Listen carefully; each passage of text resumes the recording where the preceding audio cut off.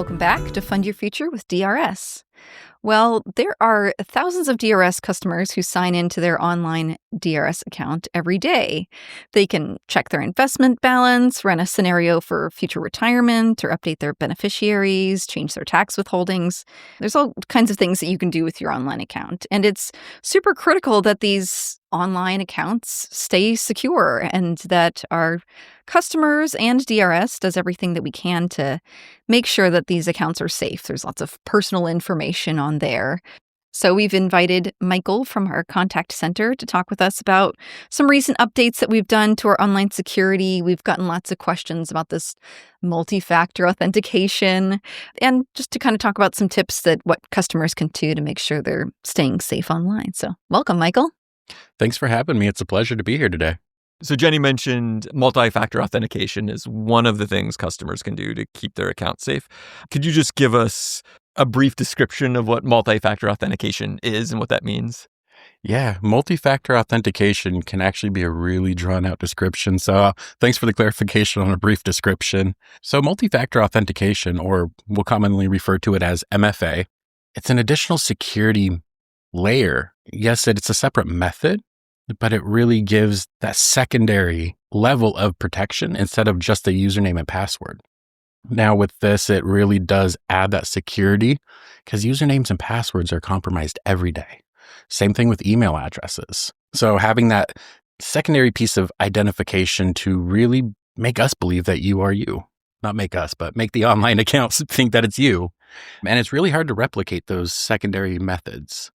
And I think it's important to say, too, that DRS isn't the only one using MFA. That's pretty much every banking website that I go to nowadays, or things like, mostly I think I've noticed it on banking websites that I've used. Financial websites are using these. So it's becoming much more common now. I think Amazon uses it now. I think my Strava account does. Like there are lots of, I think it's become common practice for people to know, I'm going to get a code on my phone. I'm going to have to enter that code in, and now I can get into my account. Yeah, absolutely. And I mean, even my car insurance started using multi-factor authentication now. Yeah, they don't want somebody else to pay your bills for it. That'd be nice. Yeah. So DRS has recently made some changes for online account and multi-factor authentication. Could you just share with the audience what some of those new features are for people? Absolutely. Well, I know for the people that do utilize their online account fairly regularly, we're all familiar with that email code. Well, since email is sadly regularly compromised, we've added some additional methods, and we're actually getting rid of email as an authentication method. And we've added things like an authenticator app, as well as the ability for our members that don't necessarily use a smartphone to get a phone call on a landline or a home phone, so they can still utilize that multi-factor authentication.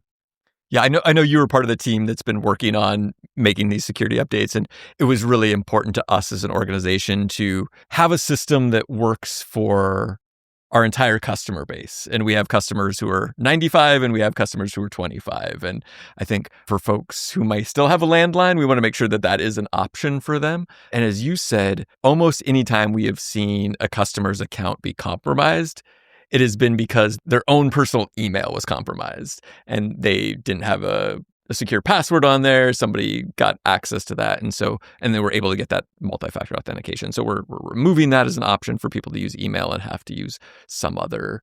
And lots of our customers already are using their phone or authenticator app. I got a random email from a customer who found out that he could use his authenticator app, and he was so pleased. He sent me an email and said, "This is the greatest, change that DRS has made." He's been critical of us in other areas, and so he was really excited about that. And I think this is us really trying to make sure customers' accounts are as protected as possible. Absolutely, and that plays into also separating that multi-factor method, since we want people to be able to recover their passwords or user IDs.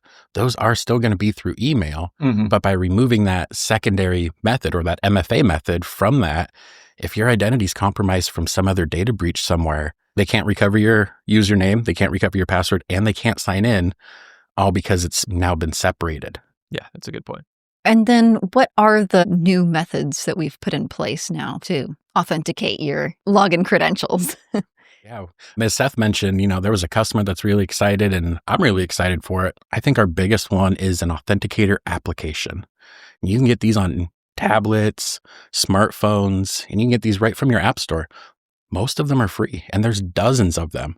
So it's whatever one you are most comfortable using is going to be compatible with using an authenticator app on the DRS online account access, or OAA, as you'll just see it abbreviated. Yeah. So like, for example, I use the Google Authenticator app. So that's one that I could set up with DRS. Absolutely. And Okay. we've tested Microsoft Authenticator, the Google Authenticator. Personally, I use the LastPass Authenticator. And so it's really dealer's choice on that one. Great. So other than multi-factor authentication issues, what sort of tech troubleshooting issues do you see customers have with their DRS online accounts? Or do you have any specific examples or tidbits?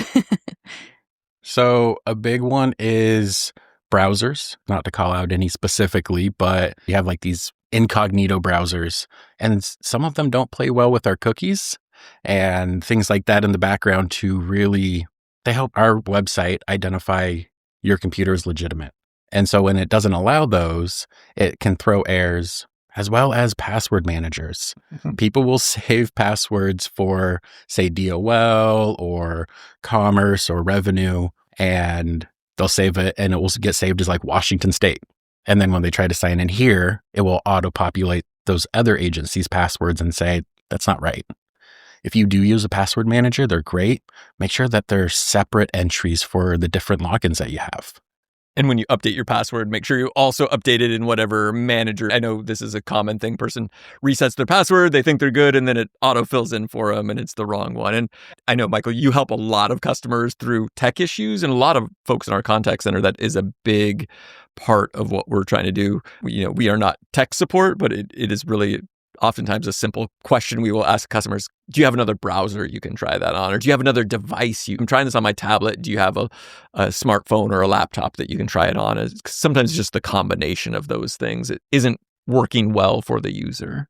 Yeah, absolutely. And that's a great point. And if you are using a password manager and you're having issues signing in, I always recommend one of my first things is, hey, can you manually type your password in? And that's going to tell if it's because it's being autofilled incorrectly. And sometimes they just need to change their password, and we're more than able and happy to do that right on the phone with them too.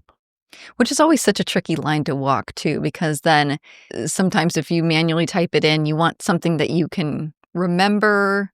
But then I like using my Authenticator app because then it provides that like 16 string of numbers and letters. Absolutely. And secure passwords are a great thing. You don't want to reuse passwords for multiple sites, especially with the same username, because, one of them gets compromised. Now they're all compromised. So, yeah, absolutely. Definitely using unique passwords helps to secure, all of your accounts, not just DRS. Yeah. I appreciate that my phone will tell me within my password manager app, it'll say, this password has been compromised, or this password is easily guessed. It'll have like a little red exclamation mark. And I'm like, I got to change that. Yeah, everybody's working to try to help us stay more secure across the digital universe. So, Michael, are there other things that DRS customers can do to help keep their DRS account more broadly safe beyond multi-factor authentication or their online account that you want to share with customers? Yeah, some of my general tips that I use in my personal life are I kind of have a password update policy, if you will. So, certain times of the year, I will update certain passwords on a regular basis. If you have one password that you use and you haven't changed it for 5 years, it's more likely to become susceptible to compromise, especially with, password requirements are constantly changing. They're constantly needing to be more advanced. So, your password you had 5 years ago might have had 6 characters, but now you're required to have 10. I know one thing that comes up in our contact center pretty frequently is for our retiree community, especially where they've had some sort of identity theft happen or their bank account has been compromised. And one thing that we frequently talk with customers about is, do they even want to have their online account on anymore? We have the ability to turn that off for them. So that can sometimes help provide an additional reassurance to people that it's a way that it adds a little more friction to the system, and it slows it down for somebody who might be trying to also get into their DRS account. So I know that's a frequent phone call when a person calls and says, hey, my bank account was compromised. I need to change my account number or something like that. We'll work with them on getting things updated. But there are other ways we can help prevent additional fraud or for the fraud to cascade or domino for them. Absolutely. So if somebody does call us, with one of those unfortunate scenarios, we kind of make some recommendations for, hey, make sure to contact these other places. But in terms of securing DRS, you touched on a very important part. They might not want that online access. They might use it once every 5 years. We can absolutely disable that access.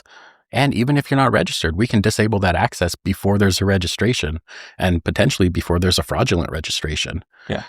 And another thing that we offer is, we've been talking about multi-factor authentication here, is when you call DRS, we have what we call a code word, but you can kind of think of it like a multi-factor authentication when you call.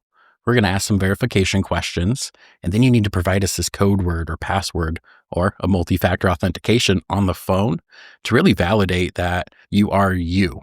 This is going to be a unique word that you make up. So you could always put those on, even if your identity hasn't been compromised. Yeah, we try to help customers keep their account as secure as possible.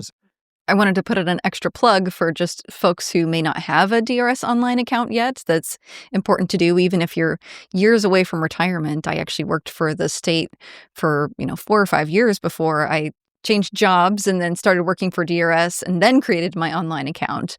But it's very handy because you can go in there, you obviously change your beneficiaries, access DCP, but also like running the benefit estimator. And we've talked about things like this before, but you can also go in and check your service credit to make sure that you're not missing any service credit. So just wanted to put in a plug for those to create an online account if you don't have one. It's such great advice because I think especially younger folks, retirement is so far away. It's just thinking about why would I do this? But updating the beneficiary is a super easy thing to do online. And for folks who get married or get divorced or have a child, it's perfect time to go in and create your account, get your beneficiary updated. And then you can run all sorts of scenarios of what if I did quit today? And what would my pension be at 65? That can be sometimes inspiring, sometimes maybe less inspiring or make you feel like you need to work a little bit longer. But there's lots of great tools within the online account. And back to Michael's point, another frequent area where we see customers' accounts be compromised is because they never set up an account. So somebody else sets up the account for them. And we have mechanisms to try to prevent that from happening, but it is something that can compromise an account. So it's another good reason to set up an account as soon as you can. Thanks, Michael. Absolutely. Thanks for having me. To share. Cool. All right. Thank you so much. Thank you. Thanks for listening, and now we'd love to hear from you. What topics would you like to hear about? What questions do you have for us? Send an email to drs.podcasts@drs.wa.gov. That's drspodcasts@drs.wa.gov. The Department of Retirement Systems provides this podcast as a public service, but it's neither a legal interpretation nor a statement of DRS policy. References to any specific product or entity do not constitute an endorsement or recommendation. The views expressed by guests are their own, and their appearance on the program does not imply an endorsement of them or any entity they represent.